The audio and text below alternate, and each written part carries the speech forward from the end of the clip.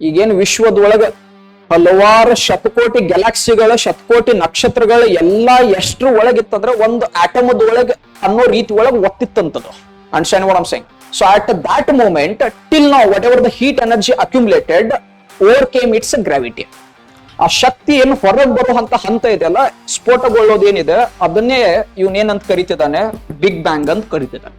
ಇದಾದ್ಮೇಲೆ ಎನರ್ಜಿ ಹೊರಗೆ ಚಿಮ್ಮಿದೆ, ಅಲ್ಲಿ ಮಟೀರಿಯಲ್ ಚಿಮ್ಮಿದೆ ಅಂತ ಹೇಳ್ತಿಲ್ಲ, energy was throne out.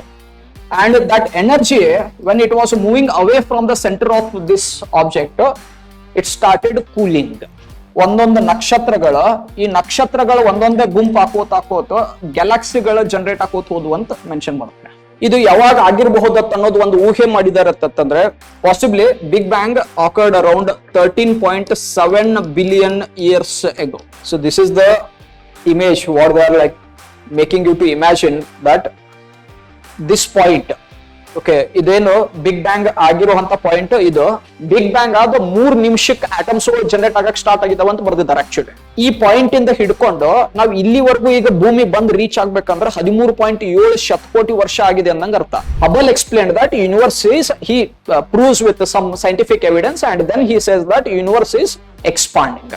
And based on that, they could come out with these kind of the images. Imagination ಒಳಗೆ ಹಿಂಗ ಆಗಿರಬಹುದು ಅಂತ ಹೇಳಿ ಈ ಥಿಯರಿ ಬಗ್ಗೆ ಮೆನ್ಷನ್ ಮಾಡಿದ್ದಾರೆ.